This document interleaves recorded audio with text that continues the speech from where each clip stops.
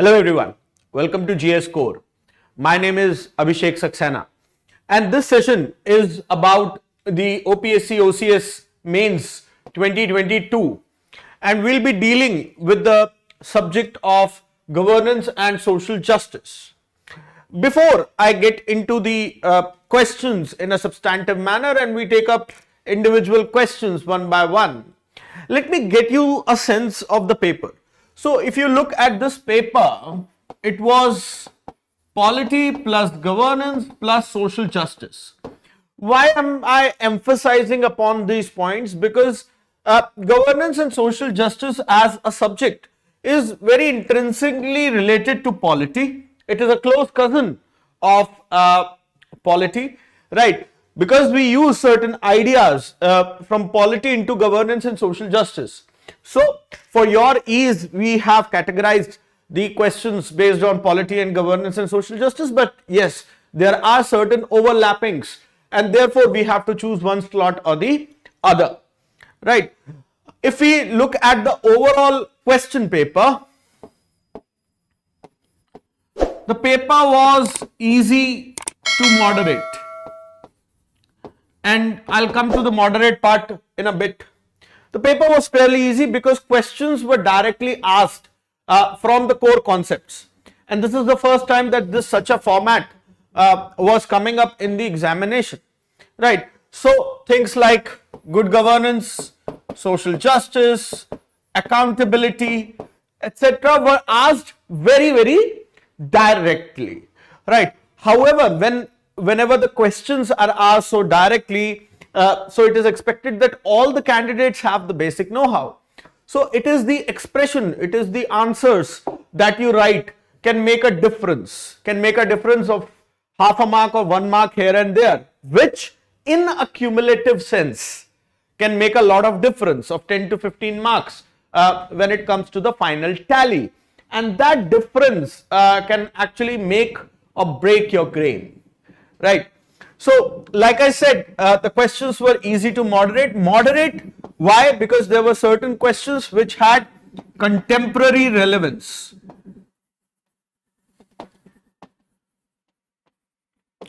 And what I mean by contemporary relevance is the linkage of current affairs, wherein it will be appreciated if you use the current affairs knowledge of both at the union level and as well as at the state level of OPSC, right?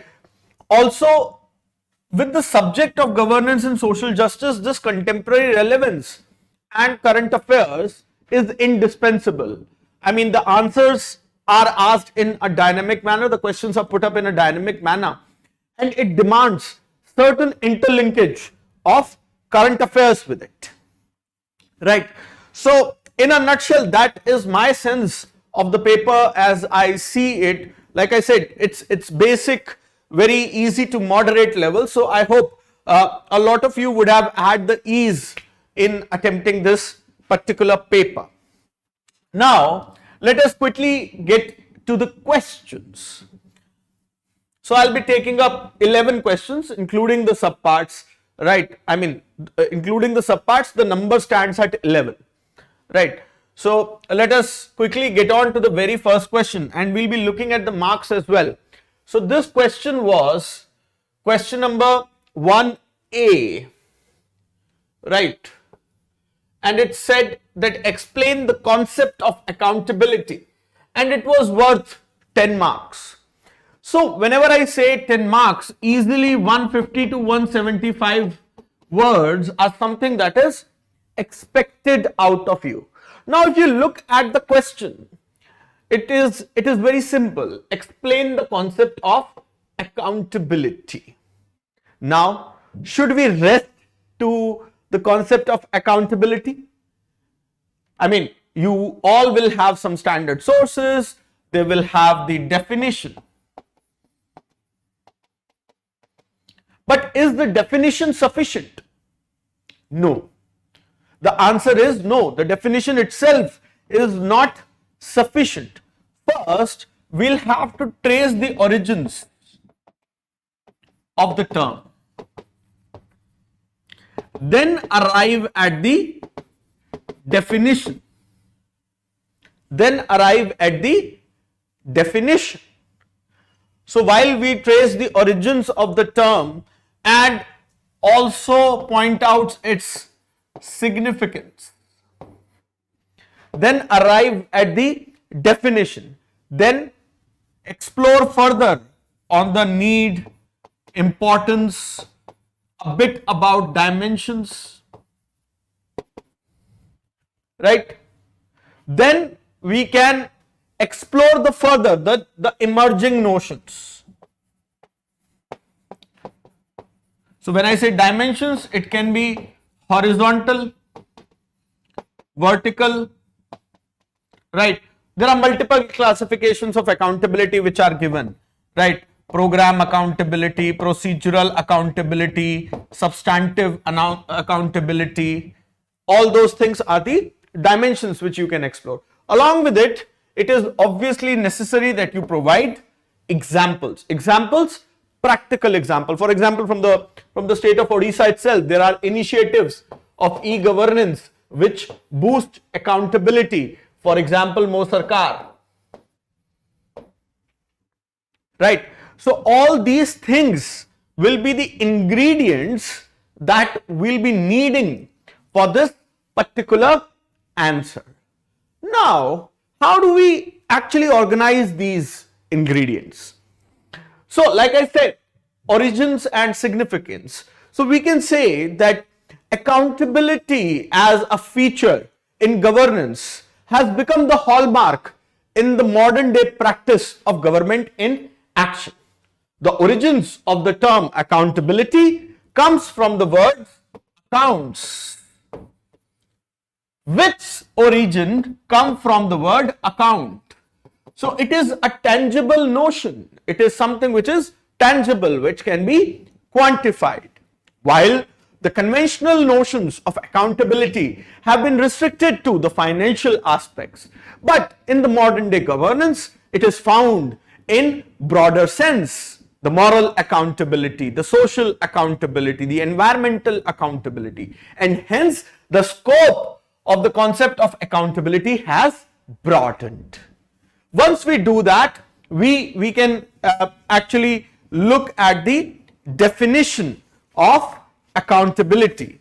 We can look at the definition of accountability, wherein it is the responsibility of the officials to explain or justify their actions to the people, as it is the people who give them the authority. It cannot be enforced without transparency and rule of law. Once we arrive at this aspect, we can say that the concept of accountability has multiple dimensions, namely the horizontal dimension and the vertical dimension. While the horizontal dimension keeps a checks and balance on the executive, legislative and judicial branches, vertical accountability delineates the accountability within the relationships between the citizens and the decision maker. In accountability, all individuals, all decision makers, collective as well as individual, take responsibility of their decisions and actions, right? In realizing the good governance, true accountability is not only limited to the financial, economic aspects, but also the responsibility of the government to the people at large, wherein the people have the right to examine and judge all actions of the government, right? So it is not just the resource accountability, it is a part of the larger edifice of the accountability.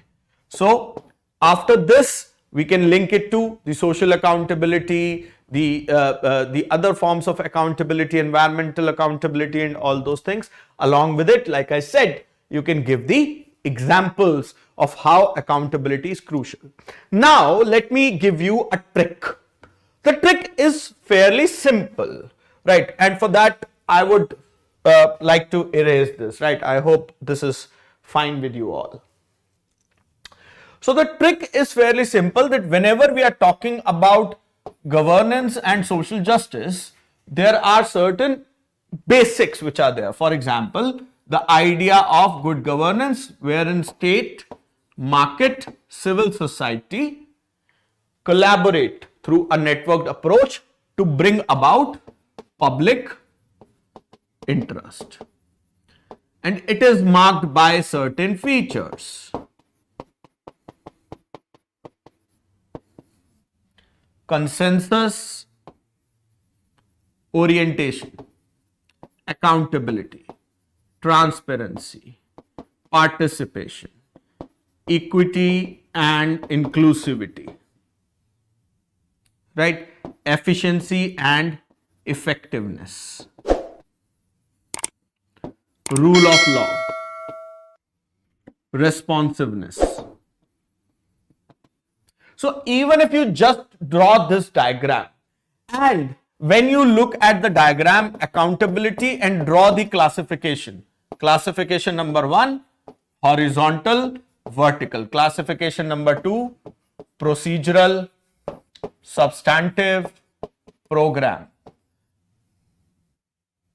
Right? Things like that.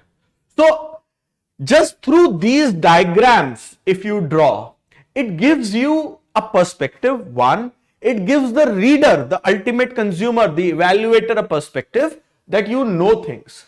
And through these diagrams, you can explain a lot of things. And this is the basics. So anywhere and everywhere, you can intelligently use the diagrams to squeeze in a lot of information which in a conventional paragraph form you might not be able to convey, given the limited space and the word limit challenge. Right. So once we do that, this becomes very easy.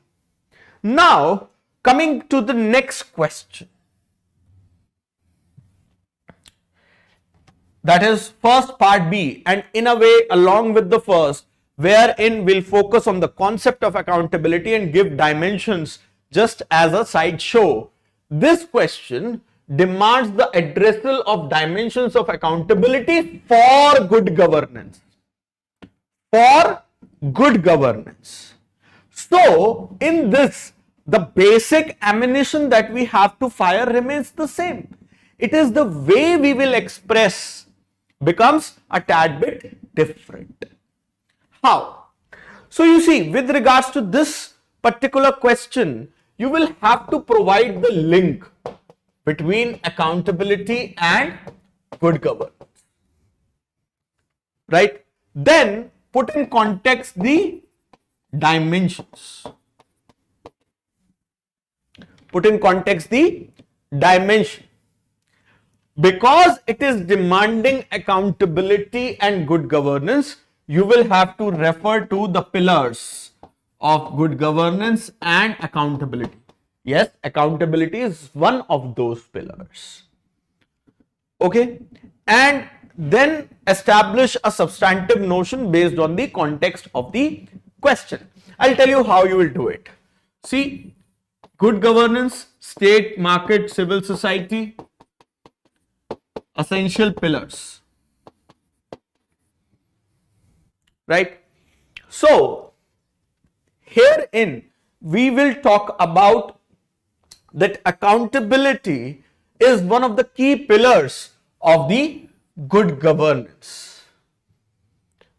Accountability is a feature without which the entire edifice of good governance will be infructuous or will not be of any use.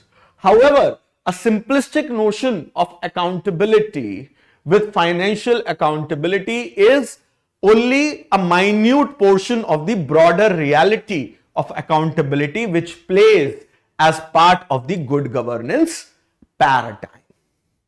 And once we have done that, we will talk about the dimensions. Herein, we will explore the horizontal, vertical, program, procedural, substantive aspects. And again, you can draw those figures and line diagrams to convey a lot of information. right? Now the key will be that how accountability, if is enhanced, it makes the system more responsive, linking with the pillars of the good governance. How accountability, being one of the pillars, is the key, and how it reinforces other pillars. It enhances efficiency and effectiveness. It provides equitable and inclusive treatment, right? You can use examples. For example, if there is accountability, a public official will not obfuscate the information, enhancing transparency. Accountability would elicit greater public participation, which will help form better consensus regarding decisions. It will make the system far more responsive, because accountability as a notion cannot thrive without rule of law. And since accountability is there, the rule of law gets strengthened. That makes the entire system far more inclusive, equitable, and helps it to perform in an effective and efficient manner. This is the sort of the summary statement that I am talking about, linking and binding all these things. Again, it is a 10 marker, so the word limit would again be around 150, 175, right? But these diagrams and a methodical approach will help you answer this particular question. Along with that, you can give examples, just like I said, examples with regards to accountability mechanisms, for example, Lokpal, Lokayukt, right? Things like that. Okay. Now, let us move towards the next question. So, it was question number 5A, right?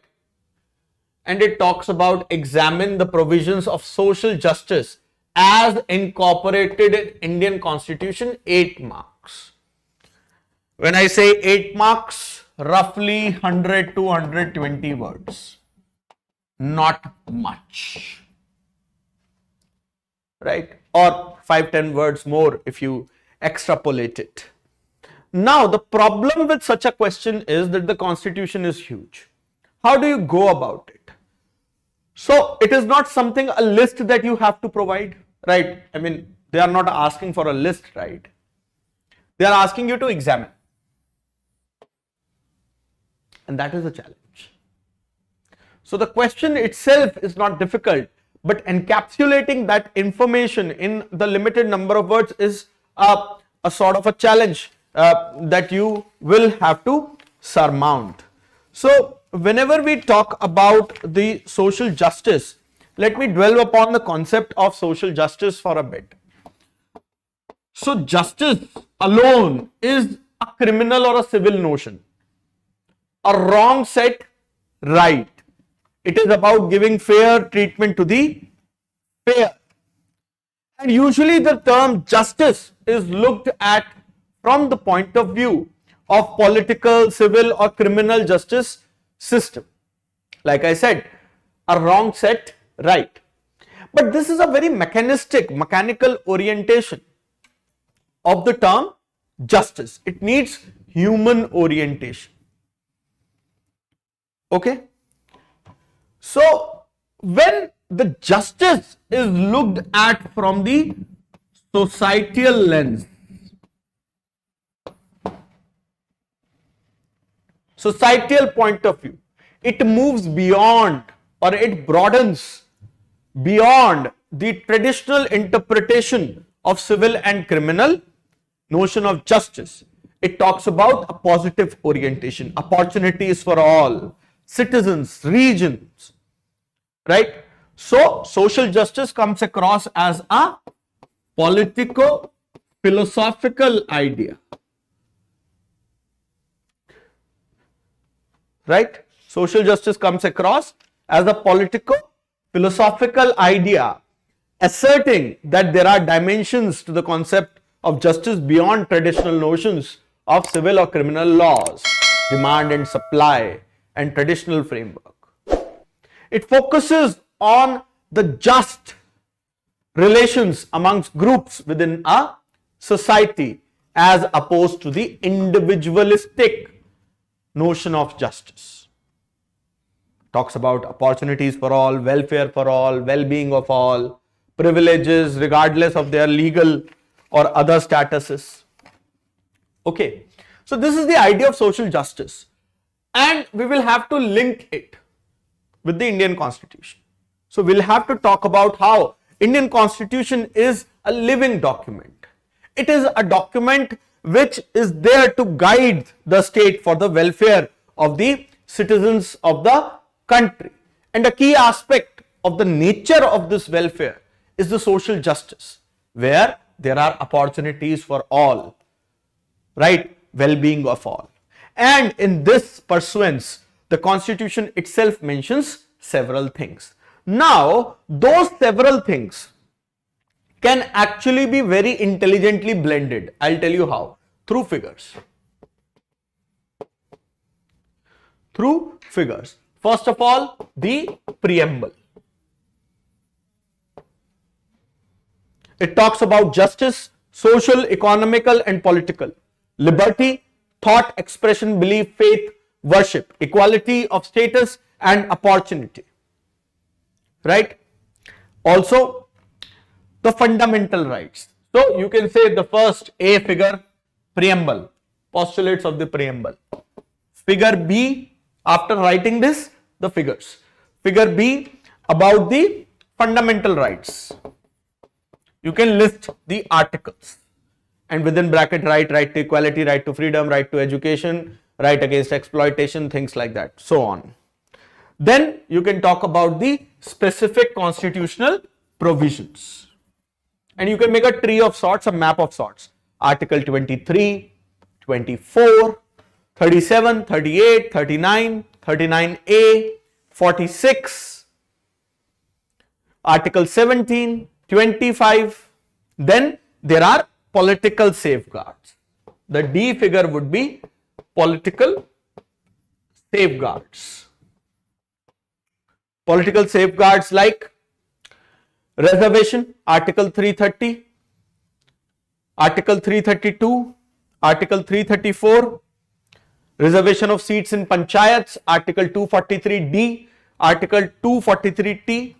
At the same time, constitutional agencies like the SC/ST Commission, the OBC Commission. So, you can mention the articles with respect to these agencies. For example, Article 338, National Commission for Scheduled Caste was there. So, while you have drawn this map of sorts, these figures of sorts, you have justified the provisions. Now, since the provisions are there in wholesome, you have linked the social justice with the Indian Constitution. In the analysis part, in the leftover, you can talk about, while the Constitution provisions exist, the project of social justice is an ongoing project. While in the Constitution, the things have been enshrined, but to realize them on the ground require protracted, long process. Also, it requires the immense energies of the social capital to bring about the social change to adhere to these constitutions. For example, to adhere to these principles. For example, the untouchability as a practice has been discarded by the Constitution, but still it is practiced, right? So things like that. The government is trying to bring up multiple things, multiple projects to bring about social justice, whether at the income level, Manrega, at the housing level, reservations, all those things are there, right? So this is how you will have to deal with this particular question. Let us move to the next one.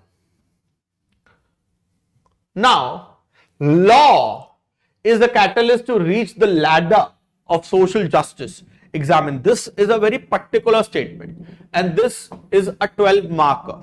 When I say 12 marker, it is easily 175 to 200 words.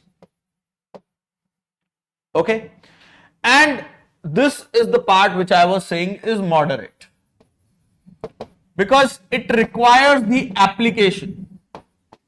Merely definitions and information will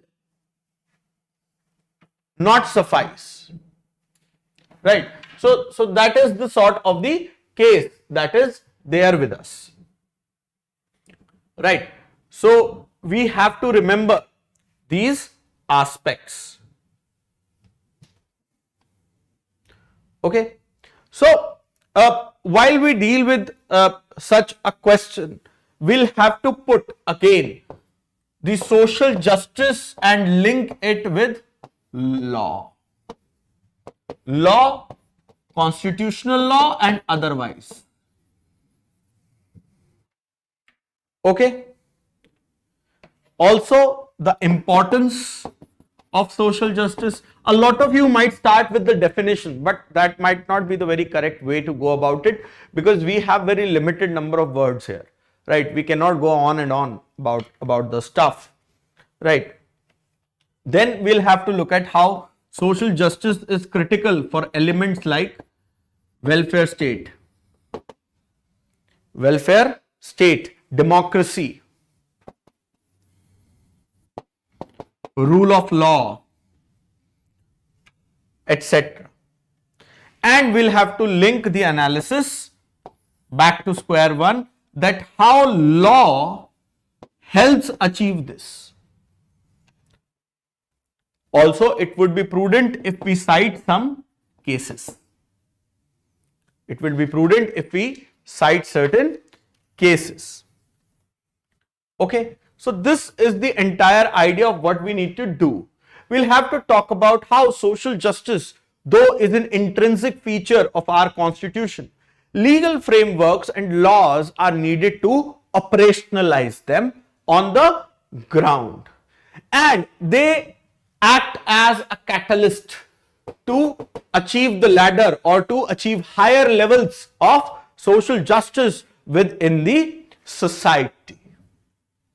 Social justice is vital for things like welfare state, democracy, rule of law, as the concept of social justice is a living concept of great importance, as it gives sustenance to the rule of law. Otherwise, rule of law would be dismantled. People with greater power, greater privileges will be given more preference and they will enjoy more fruits vis-a-vis others. It gives meaning to the ideals of welfare state, right? Herein you can cite the case, the state of Mysore,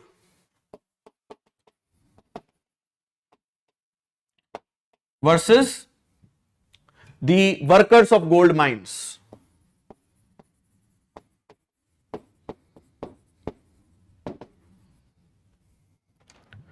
Okay, so while social justice is a part of the broader idea of justice, justice is the genus of which social justice is the species. To mitigate the sufferings of the poor, weak, Dalits, tribals and deprived sections. Okay, it is the social justice which bring people at an equitable pedestal, giving more energies to the democratic process, making the life dynamic. Again, you can refer to the case of Raman Services Private Limited versus Subhash Kapoor 2001, and hence the legal framework is needed to provide that social justice, namely protection. Then the SCA/ST's Atrocities Act. Just cite the reference, nothing, no details on it, right? Facilitation, legal route for reservation. You can cite the reservation laws. Empowerment. You can give the laws which provide legal right to things like education, information, etc. And so on. You will have to build the concept. Okay. So I hope this answers this particular question. Moving further. Question number 6.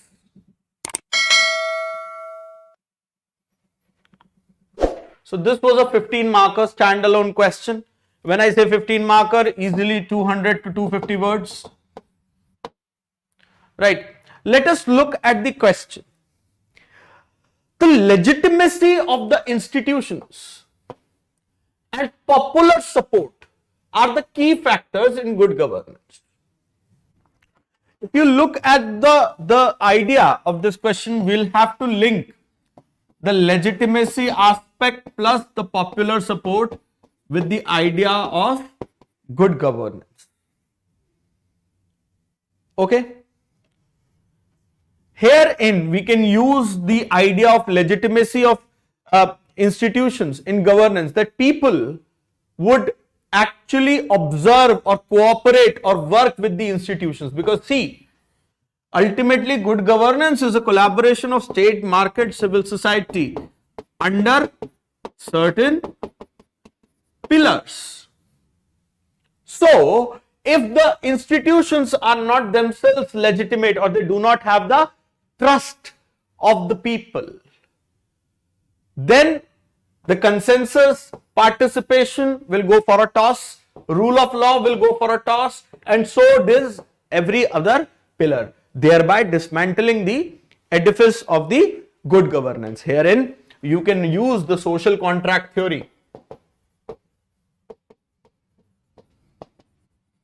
of the principal and the agent relationship that state and society are bound in.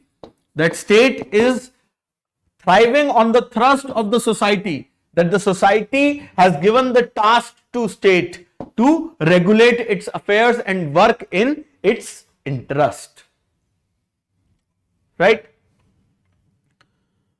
So, the popular support, the trust and confidence of the citizens in government is absolutely essential. Right? And when these institutions have this trust, it helps them make and implement the decisions. In this, you will have to highlight the role of transparency, accountability and e-governance. Transparency, accountability and fairness. Right? In this, I would like to actually point out a particular phrase which I especially wrote for this test of yours, and let me read out to you. This will help you actually look at the idea. Okay, that the government when it functions, it should function in a particular manner. You see, the public institutions are the institutions of trust, right? And they thrive till the public trusts them. Otherwise, they end up losing the legitimacy that they can make decisions on the behalf of the public. Okay, so these institutions need to be very trustworthy for public to actually respect them and value them. Okay, so the institution, a public institution, is an institution of trust. It loses the legitimacy and popular support the moment it does not adhere to the aspects which are in interest of the public. Okay, and hence these are the critical areas wherein the state should focus on. In this, you can squeeze in the need for good governance in ensuring effective and efficient governance. Right? Legitimacy ensures that the institutions have the authority to make and implement decisions. Legitimate institutions such as elected government, independent judiciary, right? Also the role of transparency and accountability. Also the popular support reflects that trust and confidence and adds to the legitimacy. It derives the mandate, these institutions derive the mandate from the support of the people, right? For example, public consultations, right? Public forums, citizen engagement, civil society, market, government engages. Example, during the budgetary process, the government engages. The government puts out bill for public opinion before it takes it to the parliament, right? So that is there. And these legitimate institutions help forge consensus. So through this basic, you can draw the threads for this particular answer, right? And also, when the institutions will enjoy the public support, they will be perceived as legitimate. Their decisions will be far better implemented, and hence they make the key factors for the good governance. Okay. Moving on to the next question, and that is 7A. Now, this particular question is fairly simple. Explain the key features of good governance. Right. Explain the salient features of good governance. Through our discussion, we have talked about the good governance a lot. So the salient features, though there are many models which are available, but I would refer to the World Bank's, which is a far more widely accepted, widely known, and it provides a sort of a scholarly backing to your answers as well. The state, market, civil society, consensus orientation, accountability, transparency, participation, right, efficiency and effectiveness, equity and inclusivity, responsiveness, rule of law, CAT-PEER, right. So the salient features of good governance can be there. So good governance as a paradigm, while introducing, we can talk about that how good governance as a paradigm has emerged in a way to govern the public affairs and to bring about the public interest, the social contract reference, right. This paradigm has been very aptly crystallized by World Bank in its report, right, and it delineated certain pillars and features of good governance. Those be these things. So just provide the definition and example and one brief line about how they provide good governance. That is it. That is all that you need. Okay, it's a 8 marker, so you don't have a lot of leg room with regards to it. 100 to 130, 20 words, right? So making these figures convey that information. So it saves you a lot of space and word limit to actually do the analysis in the explanation part. So if you'll explain these things, then nothing like it. You can simply write these things, examples along with it, and just do a brief explanation here, and that is good enough. Now, moving on to the next. It's a 7 marker, again about 100, 110 words or so, right? So, what are the preconditions for good governance? What are the preconditions for good governance? Again, very basic. You draw this, you write this. They can thrive only if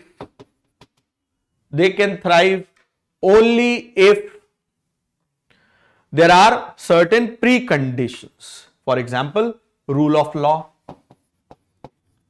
legitimacy, right? Popular support, trust, okay, institutional capacity, political stability,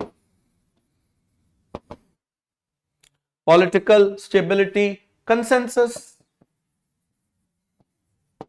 So these are the preconditions. What are the preconditions? If you have drawn this, made this linkage, and brief explanation of why it is precondition. The idea is simple. The statements like I gave in a question before, that how rule of law ensures transparency, accountability. It ensures equity and inclusiveness. That's it. Okay. How legitimacy helps forge consensus, participation, better implementation, efficiency and accountability. Same goes with public support, trust, institutional capacity helps deliver public interest on the ground. All those things. Simple things, all the discussion that we have had till now, right? That these are the preconditions for good governance. Okay, moving further to the next one. Analyze the role of government in regulating data privacy and cyber security. Okay. So whenever we talk about such a question where an implementation or an application is there, and it is a 7 marker, again 100 odd words. So not a very broad legroom that we have. Okay, role of government can be one diagram. Remember, I am making you use diagram as a support. It is not just that you draw the diagrams and come out. It will fetch you some marks, but not a lot. Okay, you'll have to explain it. So, role of government and regulation being a key function in the good governance era, wherein the state, market, civil society together, contribute to bring about public interest. It is a phenomena wherein a rollback of state has happened. Remember, the state has not withered away. It is just a change in orientation. So, we'll have to talk about how regulation is a key aspect of good governance, wherein the renewed orientation or the new orientation of the state is there as part of the good governance paradigm, but again it is the ultimate guardian of public interest. In the modern digital era, the concerns regarding data privacy, cyber security are very vital. It can lead to fake news, it can lead to tampering with the financial systems, internet, information systems, learning systems, science and tech, right?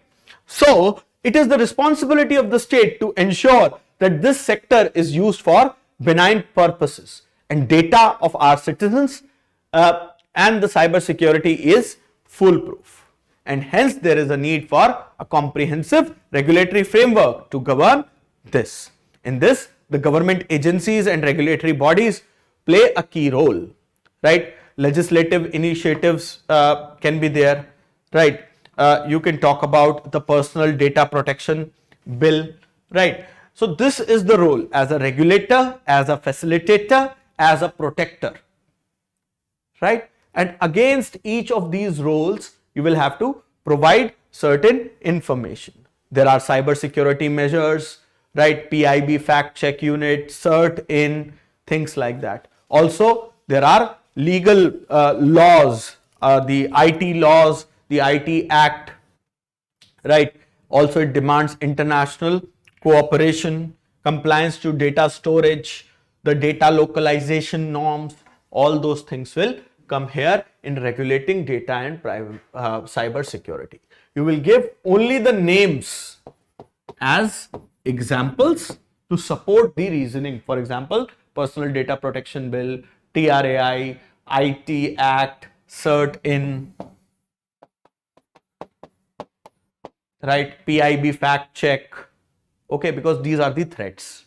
So it would be great if privacy and cyber security, you can map the threats, role of government as a facilitator, regulator, protector, right, and bind them in a couple of paragraphs. That is, but these diagrams will provide that meat to your answer.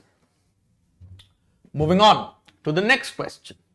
10b, again on the same topic, and this was the moderate aspect of the question which I was talking about. It is the application orientation which is there. Explain about data privacy and cyber security framework in India. Now it is not asking the role of the government, it is actually asking the frameworks. So the Data Protection Authority,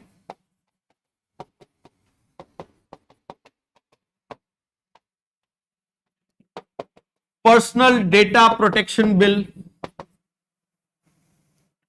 IT Act, Cyber Frauds Issue, Cert in, right, National Cyber Security Policy, the Cyber Swachhata Kendras,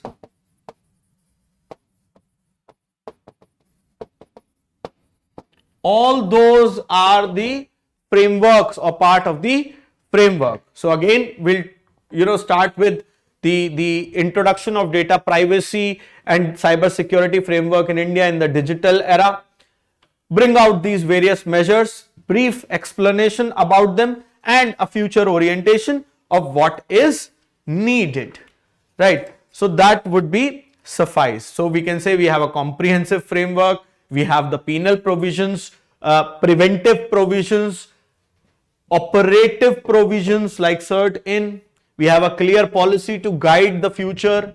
All those things will go in here. Again, 8 marker, 100 to 120 words, right? So these things can make a part of the tree and the explanation could follow in the body.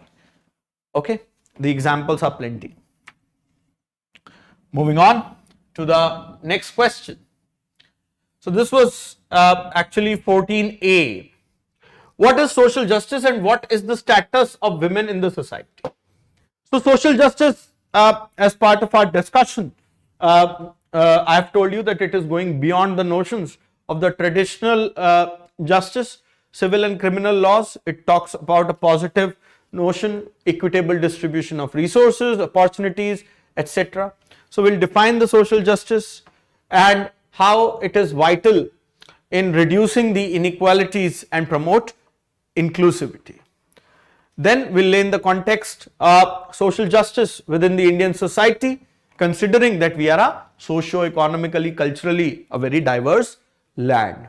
And then within that we'll talk about how women, because it is two parts, how women are an important part of our society and they are somewhat lagging behind, and hence social justice need to work for them as well in a far more surgical manner.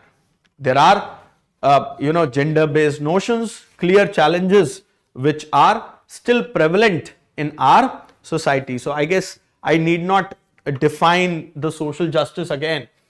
We have sort of defined it, right? The legal framework can be discussed, key legislation, for example, domestic violence, POSH, right, Dowry Act, sexual harassment at workplaces prevention, like I said, POSH, institutions like National Commission of Women, initiatives like Beti Bachao, Beti Padhao, right, and we can reflect on the status of women in India if you can substantiate it with some data regarding, let us say, education, employment, political representation, access to healthcare, right, about women's rights and empowerment, things like that. Okay, so a pretty simple but application oriented question, the status of women in India, that yes, women continue to suffer from major issues. So as an issues you can make a tree, right? Social justice, the definition suffice, link it with the element of women, right, and issues, what are we doing about it? That's it. Moving on to the next question, and this is the last question, by the way, that we are going to take up. Discuss about Government of India's initiatives to make social justice a reality. So to start with, we can talk about briefly, very briefly about social justice, 10 marker, 150, 175 words. We can talk about how social justice is a key aspect, blah, blah, blah. And then we can talk about how, in spite of the constitutional provisions, the legal as well as policy measures are needed to bring about social justice. Then we can talk about reservation,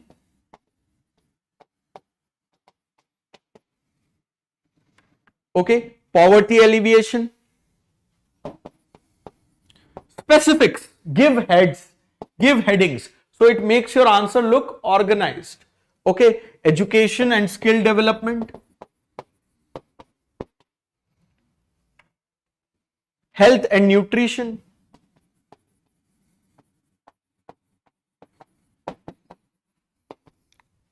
Health and nutrition. Legal reforms and schemes.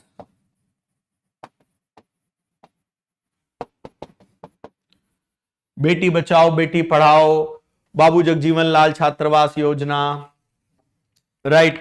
National Commission for Women, National Commission for Human Rights, RTI, National Food Security Act, MG Narega, Pradhan Mantri Awas, right? All those schemes and policies will go here.